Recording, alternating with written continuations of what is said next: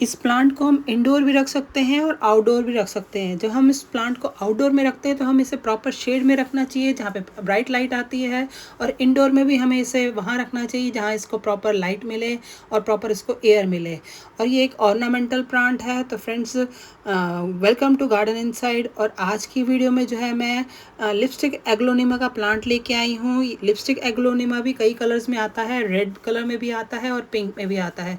और जो red colour में लिपस्टिक एग्लो में आता है, उसके अगर लीव्स रेड होती हैं तो उसकी स्टेम ग्रीन होती है, और अगर उसकी लीव्स जो है वो ग्रीन का टच ज़्यादा देती हैं तो उसकी जो स्टेम होती है वो रेड कलर की होती है।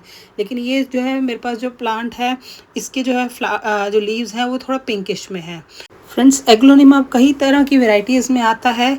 ये प्लांट थोड़ा डेलिकेट होता है। जो ग्रीन लीव्स वाले प्लांट होते हैं वो थोड़े हार्डी होते हैं, और ये ट्रॉपिकल सब ट्रॉपिकल रीजन के प्लांट्स हैं।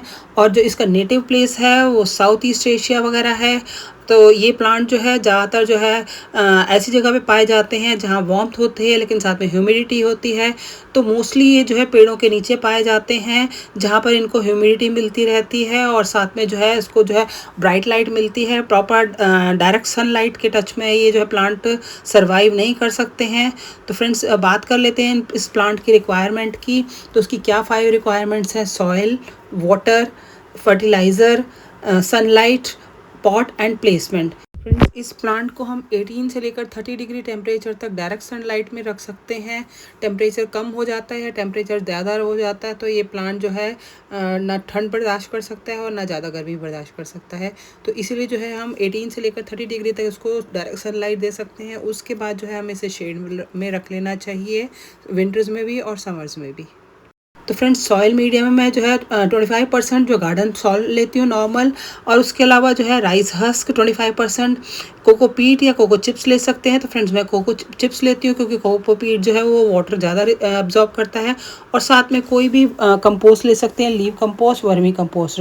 और अगर हम कोकोपीट लेते हैं तो उसके साथ हमें थोड़ा सा रिवर सैंड मिक्स कर लेना चाहिए क्योंकि ये अपने अंदर मॉइस्चर बहुत एब्जॉर्ब करता है, तो जिसको हम सैंड के साथ मिक्स कर सकते हैं। अदरवाइज़ हम कोको चिप्स भी ले सकते हैं जो कि मॉइस्ट तो रहता है लेकिन वाटर को ज़्यादा अब्जॉर्ब नहीं करता। और उसके अलावा फ्रेंड्स, मैं अपने प्लांटर के नीचे जो है एक थोड़ा सा मॉइस्चर मेंटेन करने के लिए, क्योंकि इस प्लांट को मॉइस्चर पसंद है लेकिन ज़्यादा पानी नहीं पसंद, तो मॉइस्चर मेंटेन करने के लिए मैंने नीचे प्लांटर के नीचे ट्रे रखी हुई है, उसमें पानी ना लगा के और मैं जो है थोड़ा सा कोको चिप्स लगा के रखती हूँ। और इस प्लांट को जो है जो सॉइल हम बनाते हैं तो हमें सॉइल जो है इसके अंदर कंपोस्ट बिल्कुल अच्छे से डिकम्पोज किया हुआ होना चाहिए। और जब हम इसको वाटर देते हैं तो हमें इसका सॉइल चेक कर लेनी चाहिए। इसको जो है वाटर की रिक्वायरमेंट कम रहती है क्योंकि ये इंडोर प्लांट रहता है और साथ में शेड में भी रहता है, लेकिन हमें इस प्लांट को डेली मिस्टिंग वगैरह कर लेनी चाहिए।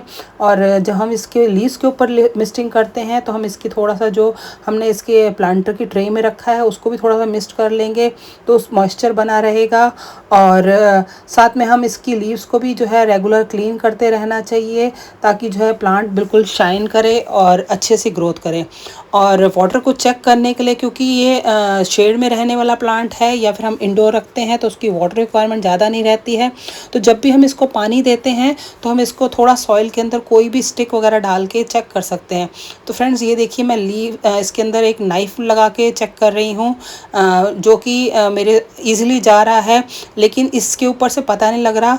तो हम जब वाटर चेक करते हैं तो कुछ ऐसा मटेरियल लेना चाहिए जिससे कि वो उसके ऊपर या तो सॉइल लगे या फिर जो है वो वेट होके निकले। तो ये जो मैं जो नाइफ़ लिया है इसके ऊपर इतना महसूस नहीं हो रहा। अब देखिए मैं वुडन स्टिक इसके अंदर डालूंगी तो आप देखिए वुडन स्टिक जो है ये अंदर जाने पे एकदम मॉइस्चर अंदर लेके आई है, और दोनों साइड पे इसके मॉइस्चर है, इसका मतलब प्लांट की सॉइल के अंदर मॉइस्चर है, तो अभी इसको पानी देने की ज़रूरत नहीं है। और इस तरह से हमें जो है जब भी इसको पानी देते हैं तो थोड़ा सा गैप रख लेना चाहिए, या फिर हम कोई भी वुडन स्टिक इसके अंदर डाल के चेक कर सकते हैं। और क्योंकि फ्रेंड्स ये प्लांट जो है शेड में रहने वाला या इंडोर रखने वाला प्लांट है, तो हम जब इसका सॉइल मीडिया बनाते हैं उस वक्त हमें सॉइल मीडिया में कोई ना कोई फंजीसाइड ज़रूर डाल देना चाहिए। और हर मंथ भी हमें अपने प्लांट को चाहे लिक्विड फर्टिलाइज़र के साथ फंजीसाइड डालें, चाहे हम ड्राई फॉर्म में अपने प्लांटर के ऊपर जो है इसको स्प्रेड कर सकते हैं। जब हम पानी डालेंगे तो ये धीरे धीरे फंजीसाइड जो है पानी के साथ जो सॉइल मीडिया में चला जाएगा, या फिर हम पानी में डिज़ोल्व करके भी फंजीसाइड दे सकते हैं, जिससे कि प्लांट की जो रूट्स होती हैं वो रॉट नहीं होंगी और प्लांट जो है प्रोटेक्ट रहेगा किसी भी तरह के फंगस से। अदरवाइज़ जो है जब प्लांट को कोई फंगस लग जाती है मॉइस्चर बना रहने की वजह से, तो प्लांट की जो है पता भी नहीं लगेगा, स्टेम जो है वो रॉट कर जाएगी और प्लांट 2-3 दिन के अंदर ही डाई कर जाएगा। और इसीलिए जो है हमें हर मंथ अपने प्लांट को फंजीसाइड देना बहुत ज़रूरी है। और उसके अलावा जिस वक्त हम पॉटिंग मीडिया बनाते हैं तब भी हमें इसके अंदर फंजीसाइड ज़रूर देना चाहिए। फ्रेंड्स, राइस हस्क जो होते हैं एक तो हमारी जो सॉइल है उसको पोरस बनाते हैं, और साथ के साथ जो है धीरे धीरे जो है ये डिकम्पोज होके फर्टिलाइज़र का भी काम करते हैं। तो इस तरह से हमारे प्लांट को एक तो उसकी सॉइल जो है वो पोरस बनेगी, और कुछ एक टाइम के बाद जो है उससे उसको न्यूट्रिशन भी प्रोवाइड होगा एज अ फर्टिलाइज़र।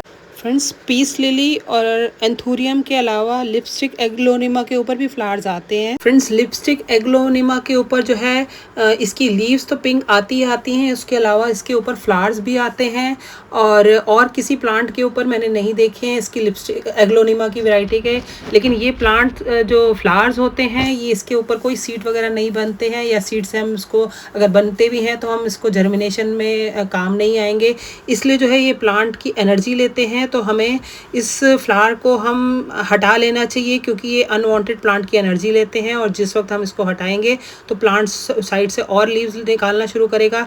तो इस तरह से हमारे प्लांट की एनर्जी भी सेव होगी और हमारा प्लांट जो है वो ग्रोथ भी लेगा और साथ में बुशी भी बनेगा।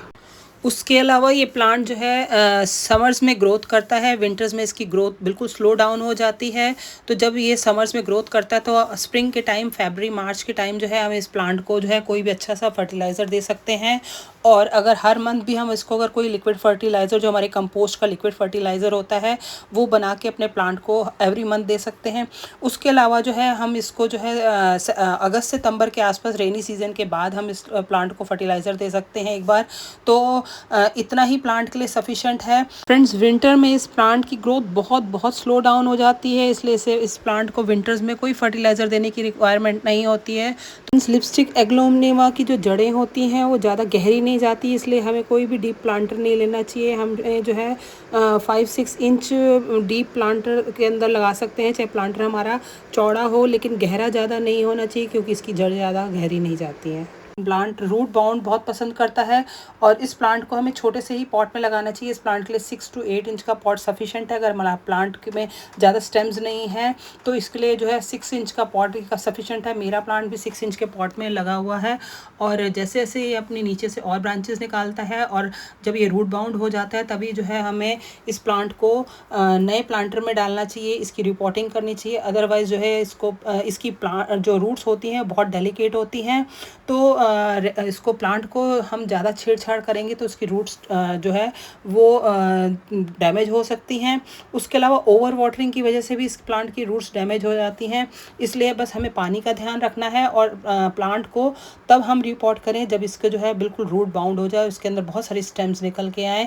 और जिस वक्त हम दोबारा से प्लांट को रिपोर्ट करेंगे उस वक्त सेम फर्टिलाइज़र हम अपनी सॉइल के अंदर ऐड कर सकते हैं, अपनी सॉइल को रिचार्ज कर सकते हैं। तो सेम सॉइल के अंदर हम राइस हस्क, कोकोपीट या कोको चिप्स और साथ में वर्मी कंपोस्ट डालेंगे, तो हमारा प्लांट जो है वो दोबारा से नई सॉइल के लिए को साथ फर्टिलाइज़र उसको प्रोवाइड हो जाएगा। और अगर हमारा प्लांट हम उसको 6 से 8 इंच के बाद जो लास्ट है वो इसके लिए 10 इंच का पॉट सफिशेंट है, और उसके बाद हम अपने प्लांट को डिवाइड भी कर सकते हैं। तो इस तरह से जो रेगुलर वे में हम अपने 6 to 8 इंच के प्लांटर में लगाना चाहिए, और ज़्यादा हमें बुशी प्लांट चाहिए तो 10 इंच इसके लिए सफिशेंट है, क्योंकि हमें इस प्लांट को इंडोर रखना होता है। तो इससे बड़ा प्लांट जो प्लांटर भी जो उसका मेंटेन करना काफ़ी मुश्किल होता है, इसलिए हम उसको या तो 10 इंच तक के पॉट में रखना चाहिए, या फिर इस प्लांट को जब स्प्रिंग सीज़न आता है तब हम इसकी जो है स्टेम से डिस्ट्रीब्यूशन करके नए प्लांटर्स बना सकते हैं। तो फ्रेंड्स, इस तरह से सनलाइट, वाटर, फर्टिलाइज़र और पॉट और प्लेसमेंट इसको ब्राइट लाइट पसंद है, इसको बिल्कुल डायरेक्ट सनलाइट पसंद नहीं है, हार्श सन रेज बिल्कुल पसंद नहीं है। इसको वार्मथ मिलनी चाहिए, लेकिन जहाँ पर गर्म हवाएं वगैरह चलती हैं वहाँ उस जगह पे भी हमें शेड में नहीं रखना चाहिए, और हमें शेड में भी ऐसी जगह पे रखना चाहिए जहाँ पर थोड़ा वार्मथ बनी रहे लेकिन गर्म हवा नहीं लगनी चाहिए। तो ये थी इस एग्लोनिमा लिपस्टिक प्लांट की केयर को लेकर। तो एक बार इस प्लांट को अगर हम लोग समझ लेते हैं इसकी रिक्वायरमेंट्स को, तो फर्स्ट ईयर ये थोड़ा सेंसिटिव है, और जैसे जैसे ये प्लांट हमारे घर में पुराना होता जाएगा तो उतना ही ये प्लांट स्ट्रांग हो जाएगा, और इस प्लांट की क्या रिक्वायरमेंट्स हैं वो हमें अच्छी तरह समझ आएंगी। और इस तरह से हम अपने प्लांट को लंबे टाइम तक अपने गार्डन में भी रख सकते हैं और एक से बहुत सारे प्लांट बना सकते हैं।